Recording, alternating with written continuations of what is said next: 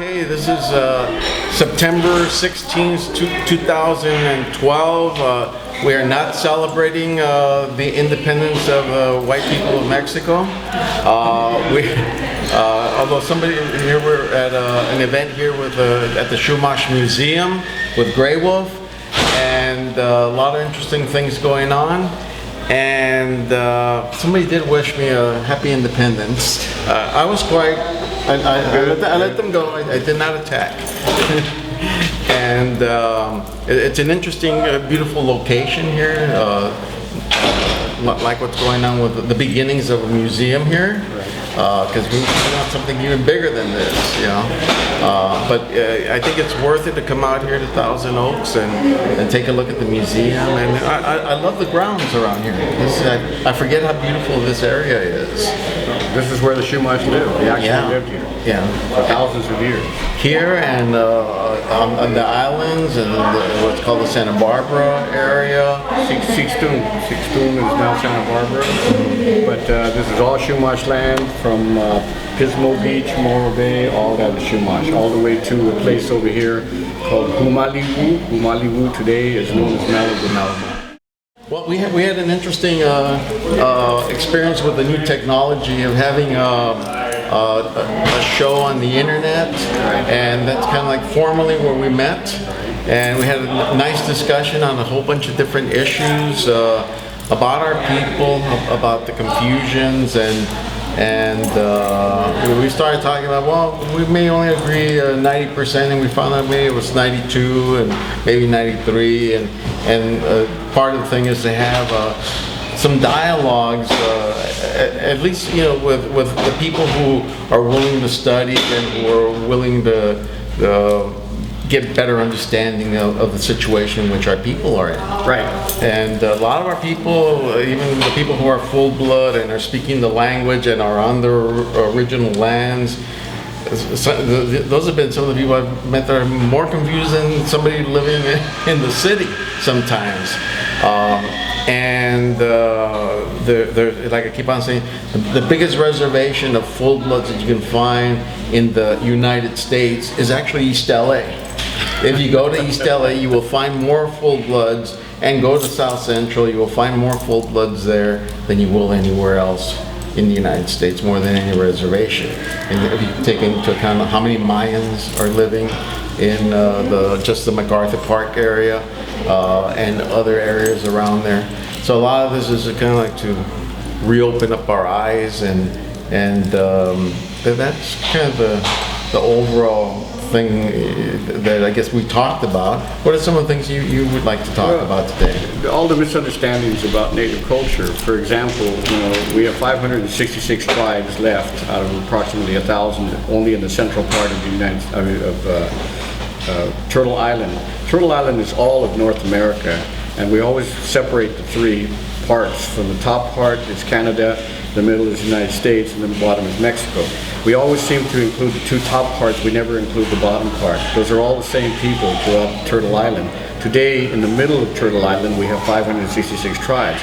We do not take into account the approximately over 400 tribes in Mexico and the other 200 in Canada, which is all the same people, all the same blood, all the same DNA. We are all the same. In the state of California, for example, one of the things that people forget, we have 107 tribes in the state of California, federally recognized tribes. So California has more Native people than any other state. So all these things, we don't understand these things. We are taught wrong, you know. I just did another show, and I spoke about something that was very surprising to a lot of people. I said, today we have two types of history. We have true history of Native people, and we have what is called manufactured history. Manufactured history is history that is made up to pretty much justify genocide of Native people. And it's filled with lies, with wrong information, and it teaches us wrong things about our own people. So even our own people are sometimes confused. We say, you know, what is true history?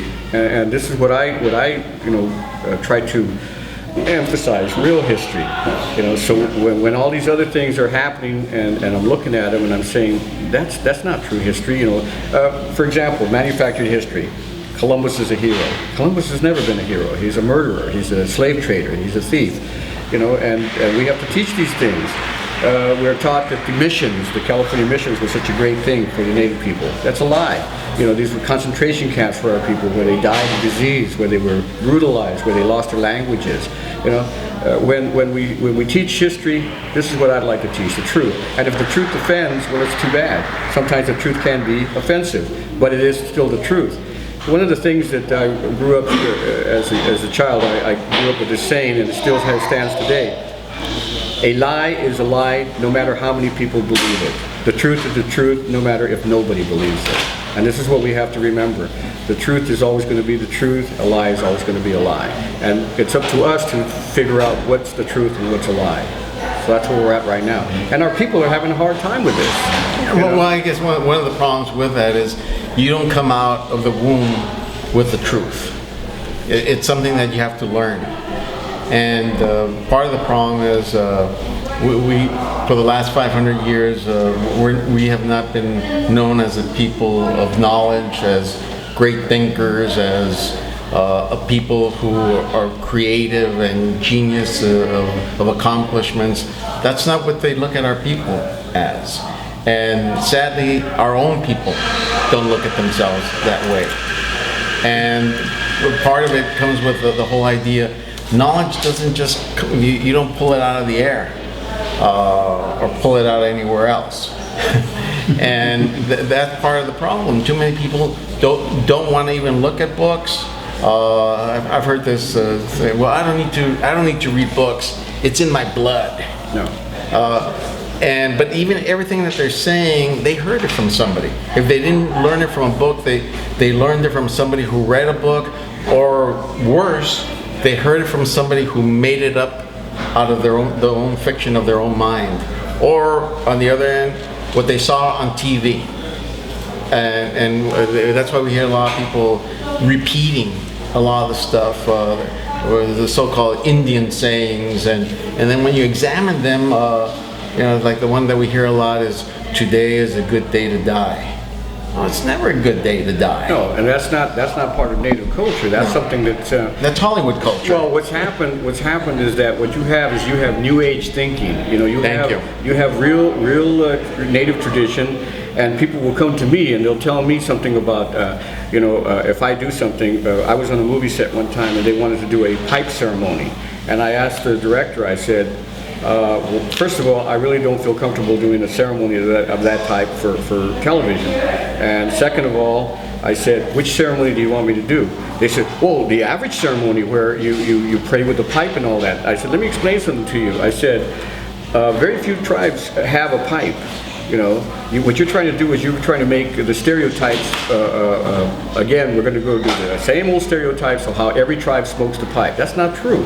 So you have to tell me which tribe we're talking about. If it's Lakota people, yes, they do a pipe. It's called a chanupa. If it's this tribe, it's a different story. If it's this tribe, again, a different story. We don't all look alike, we don't all dress alike, we don't all even speak the same language. There's no Indian language. They want a generic and that's exactly what I said. If you want that, then you have to go to the correct tribe. That would be the Genericies. The Genericies is a generic tribe, because this is the tribe that does all the silliness that you want them to do. And they don't exist. And they do not exist. Yes. We are 566 tribes of 1,000 that once existed, just in the central part of the Turtle Island. I'm only talking about the central part, because these tribes also exist in the lower part and also exist in the upper part. And again, even our own people today, there's a saying that I love this saying. It says, when Creator looks down on Turtle Island, he does not see lines and borders, he only sees land and water. And our own people, we are separating ourselves now. We believe in those fake borders that never existed on Turtle Island. And I hear somebody tell me one time, I'm very much into indigenous rights. I'm not so much into native rights, I'm into indigenous rights. And as indigenous people, all of Turtle Island was ours, all of it. Not just the top part, not just the bottom part, not just the middle part. So it's very upsetting to me when our own people start to fall into these traps of saying, I've heard even Mexicans, which are native, say, look at those illegal aliens. I'm going, how could you say that about your own people? How could you say that about your own people with the same blood, the same everything that we have here, just because this line cuts them off? We don't have to go along with that thinking. That's not our thinking. You know, that's why when we had the discussion on the radio, I was very interested, because I said, here are finally people who see that we need to unite. We need to unite as indigenous people and not separate anymore. That's what's wrong, because as separate people, we are weak. As united people, we are very strong. Even in the United States, what's happening today, where we were once the minority. If you look at the statistics, in about 25 years, we will be the majority. The white people will be a minority. And I don't mean to say white people as a derogatory term, because that's not what I mean. What I mean is people of European descent will be a minority. The native people of Europe.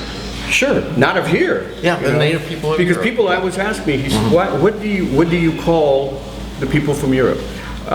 Simple, the Euro invader, because he came here to invade our land, you know, and to cause problems for our people here on our own land, you know. And they say, well, according to your tradition, you can't own the land. No, we can own the land, but in common. We don't own it individually. That's but that's the big one about how the Manhattan Island was sold, and so and then what they don't tell you is the rest of the story. Sure, and we'll sell you the sky and the moon if you want that too. Because again, it was just like a silly idea. Exactly. And it's sure. Oh, give me that. Sure. Anything else you want to buy? You want to buy?